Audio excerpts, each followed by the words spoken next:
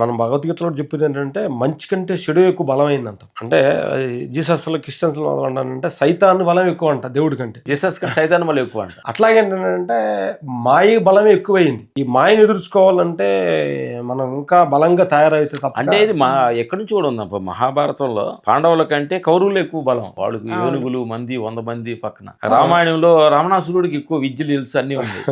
ధర్మం లేదు కానీ విద్య ఉంది.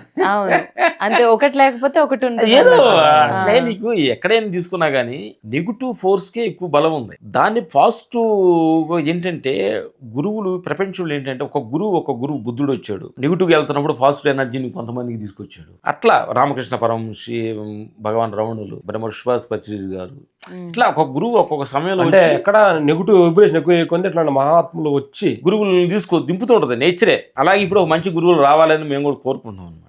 వస్తే గానీ ఎంతో కొంత మార్పు ఒక ఈ యూనివర్సల్ గురువు రావాలి. అప్పుడు కానీ నెగిటివ్ ఫోర్స్ తగ్గించి పాత్ర. అవును మాస్టర్.